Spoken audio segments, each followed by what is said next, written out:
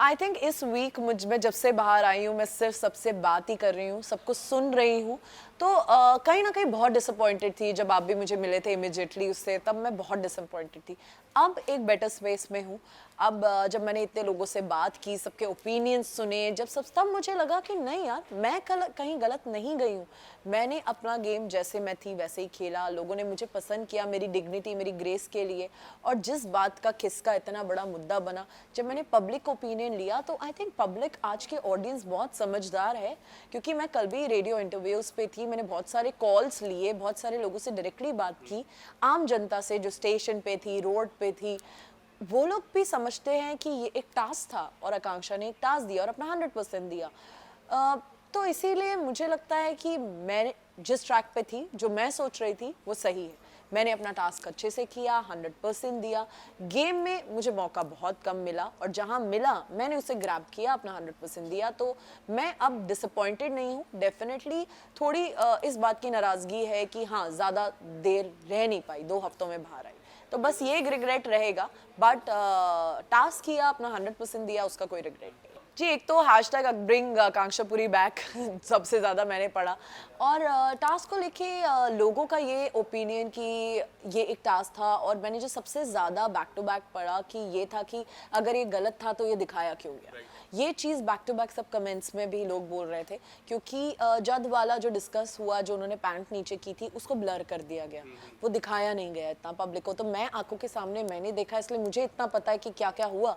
पर जब मैंने भी टेलीकास्ट देखा तो वो इतना कुछ दिखाया ही नहीं गया, ब्लर कर दिया गया है। बट हमारा किस का टास्क तो प्रॉपर दिखाया गया।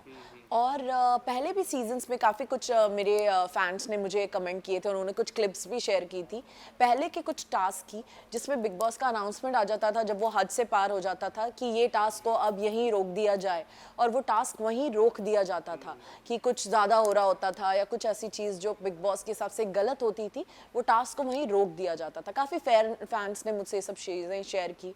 तब मुझे भी ये लगा कि अगर ये कुछ गलत हो रहा था तो तब वो अनाउंसमेंट क्यों नहीं आया। और ये हम लोग तब भी एक्सपेक्ट कर रहे थे कि अगर कुछ भी गलत होगा, जब एक छोटी सी माइक के लिए, माइक ठीक से पहनो, माइक गिर गया है आपका, इंग्लिश में बात मत करो, ये छोटी छोटी बातें जब बिग बॉस हमें टोक देते हैं, तो अगर कोई हम इतना बड़ी गलती कर रहे हैं तो बिग बॉस हमें क्यों नहीं टोकेंगे। और पहले के सीजन्स में टास्क को बीच में रोका गया है, बहुत से टास्क बीच में रुके हैं, काफ़ी सीजन्स में ये हुआ है।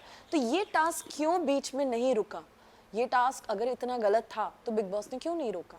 तो ये सब बातें मुझे फैंस ने भी कही, मैंने बहुत सारे मैसेजेस पढ़े, पुराने सीजन्स के ऐसे कुछ क्लिप्स देखे, तब मुझे लगा कि यार, मैं जो सोच रही हूँ वही जनता भी सोच रही है। ये मुझे डेफिनेटली मैं बात करना चाहती थी, प्लस वो मेरा आखिरी दिन था घर में। मैं कुछ बात करके निकलना चाहती थी, मैं सलमान सर से कुछ बात करना चाहती थी, मैं हाउसमेट्स को बाय तक कहने का मौका नहीं मिला। और जब सफाई का भी, और सलमान सर बहुत क्लियर कर देते हैं जब कोई बीच में बात करने की कोशिश करता है, तो जब मैं आपसे बात करूं तभी आप बात करें।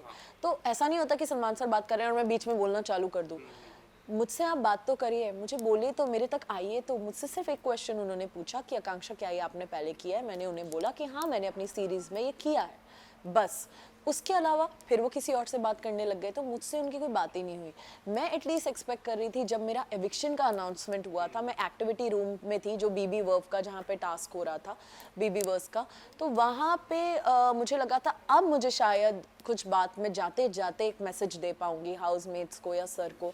पर सर ने बोला कि आकांक्षा, तुम एविक्ट हो चुकी हो and best of luck for your life, all the best for your future work. और स्क्रीन बंद हो गई। तो मैं बस ऐसे किया, ऐसे किया, ऐसे किया, सब बंद, लाइट्स बंद, दरवाज़ा खुला, क्रू आए और मुझे ले गए। तो मुझे मौका ही नहीं मिला। मैं हाउसमेट्स को एक बार बाय बोलना चाहती थी, मैं अभिषेक को एक बार बाय बोलना चाहती थी, मैं मनीषा को थैंक यू बोलना चाहती थी, बट मुझे कुछ भी नहीं बोलने का मौका मिला। इतना तो मैं डिज़र्व करती थी, आप एक थैंक यू ही बोलने देते मेरे को, मेरे कुछ उन लोगों को जो अंदर थे। तो मुझे बहुत बुरा लगा, बहुत बुरा लगा। देखना चाहती हूँ कि उनका बिहेवियर अब क्या होगा, क्योंकि पहले 3-4 दिन तो बहुत ही रोमांटिक बिहेवियर था, बहुत ही ज़्यादा वो अटेंशन दे रहे थे, मुझे भी वो बहुत अच्छे लग रहे थे। तो काफ़ी मुझे लग रहा था कि शायद ही अगर ऐसे ही हैं तो आगे कुछ बिल्ड हो सकता है। और मैं थोड़ा उस स्पीड पे चल रही थी, वो तो रॉकेट की स्पीड पे चल रहे थे। पर उन्होंने तो 2-3 दिन में शादी की बात हो गई, इंडियन वेडिंग हो गई। मैं मैंने अविनाश और फलक को भी बोला था, बाहर बैठे थे, मैंने बोला था यार मुझे ये लड़का बहुत पसंद है, जैसा ये है जेंटलमैन, अगर ये ऐसा ही है, बट लेट्स सी, मैं बाहर देखना चाहूँगी कि ये कैसा है। बट 3-4 दिन बाद वो चेंज हो गए थे, जैसे ही वीकेंड पे उन्हें बोला गया था कि एंगल तो अच्छा नहीं लग रहा, मनीषा वाला अच्छा लग रहा है, तो वो चेंज हो गए, फिर वो मेरे आसपास भी नहीं थे, तब वो गेम खेलने लग गए मुझे लगता है, या वो पहले खेल रहे थे, मैं बहुत कंफ्यूज हूँ उनको लेके। बट अगर वो वैसे ही हैं जैसे वो 3-4 दिन शुरुआत में मेरे साथ थे, तो मुझे वो बहुत पसंद है। मैं चाहूँगी कि वो मुझसे बात करें और मैं उनसे बात करना चाहूँगी। फिर अदरवाइज जो मैंने टेलीकास्ट में देखा पीछे से, जो मेरे बारे में बिचिंग कर रहे थे या जो जैसे फ्लिप हुए, अगर वैसे जज हैं तो मुझे नहीं लगता मुझे कोई इंटरेस्ट होगा उनसे आगे कुछ खास बात करने में। देखिए जो मेरे टॉप 2 हैं वही टॉप 2 नॉमिनेटेड नहीं है। मेरे टॉप 2 पूजा मैम और अभिषेक हैं, और डेफिनेटली मुझे लगता है अभिषेक के हाईएस्ट चांसेस है गेम जीतने के, बट पूजा मैम बहुत अच्छा गेम खेल रही हैं, बहुत अच्छा। सबसे अच्छा मुझे उनका गेम लगता है क्लेवरनेस में, बहुत ही शार्प तरीके से क्लेवरली सबको अपने साथ करते करते करते वो आगे चल रही हैं और नॉमिनेट भी नहीं हुई। ये हफ्ते बहुत लोगों के चांसेस हैं जाने के, बट मुझे लगता है कि सारे सर ज़्यादा कुछ कंट्रीब्यूट कर नहीं रहे हैं इस गेम में।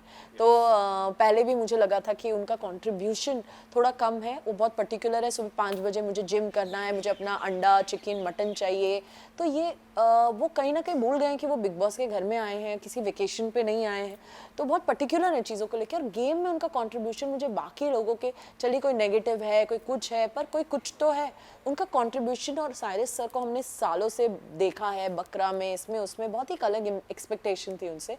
मुझे लगता है वो मुझे काफ़ी वीक लगते हैं और मुझे लगता है कि वो शायद निकलने के चांसेस उनके ज़्यादा हैं।